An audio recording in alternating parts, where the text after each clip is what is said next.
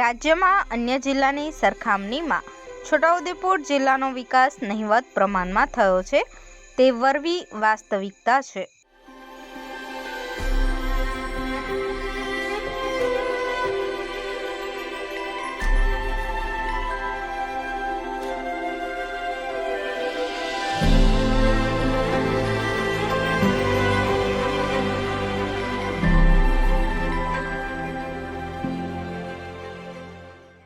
જિલ્લાના કેટલાક અતિ અંતરિયાળ એવા ગ્રામીણ વિસ્તારોમાં તો હજી વિકાસ પહોંચ્યો પણ નથી, ત્યારે નસવાડી તાલુકાના ઝરખલી ગામના વડિયા ફળિયામાં રસ્તાના અભાવના કારણે પ્રસૂતા મહિલાને ખાટલામાં ઉંચકીને મુખ્ય રસ્તા સુધી લાવવામાં આવતાનો વિડીયો સોશિયલ મીડિયામાં વાયરલ થયો છે।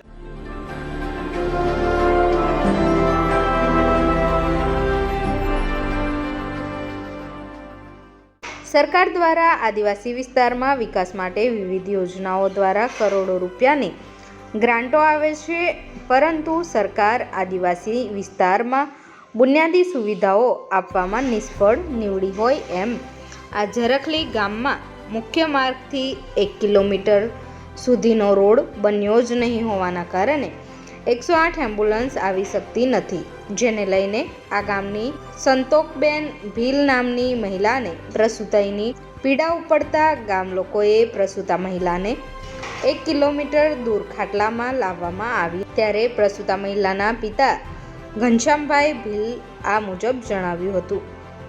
નસવાડી તાલુકો અને ગામ ઝરખલી, પેટા ફળિયા વડિયા, તો અમારે રસ્તાની કોઈ સુવિધા નથી। અત્યારે મેં મારી છોકરી માટે 108 બોલાવી તો 1 કિલોમીટર એટલે અમે છોકરીને ખાટલામાં લઈને આવ્યા રોડ ઉપર, અને પછી અત્યારે આંબળોલી દવાખાનામાં દાખલ છે।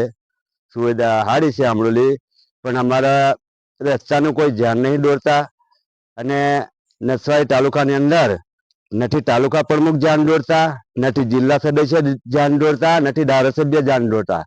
એ લોકોને કહે કે અમે થાકી ગયા, બહુ વર્ષથી ગયા, મારી 45 વર્ષની ઉંમર થવા આવી, આજ સુધી કોઈ અમારું ધ્યાન નહીં દોરતા। એ લોકો તો આવું જ કરે, ઠગવા જ રહી છે બધી હોરે જ। એટલે અમારે તો આ તકલીફ તો છે જ આજની મિનિટે રસ્તા માટે। અમે કેટલી ઘણી બહેનોને ડિલિવરી માટે આવી રીતે જ અમે ખાટલો લઈને જ આવીએ છીએ, અને બધા ગામ લોકોને પૂછવું હોય તો પૂછી લેવાનું પેટા ફળિયા વડિયાની અંદર કેટલી તકલીફ છે।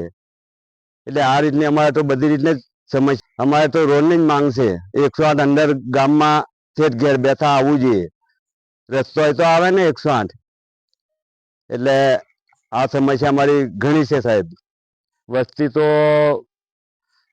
40-45 ઘરની વસ્તી છે, અને લગભગ 200 ઉપરનું હોટિંગ થાય છે અમારા પેટા ફળિયા વડિયાની અંદર।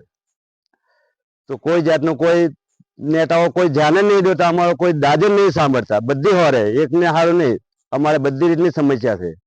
તો આ રસ્તાનું કોઈ પણ આનો निराकार आवू चाहिए। दर्शक मित्रों, अभी तक आपने पिठोरा समाचार यूट्यूब चैनल सब्सक्राइब नहीं की है तो कृपया सब्सक्राइब करें ताकि देश व दुनिया की हर खबर आपको मिलती रहे। धन्यवाद।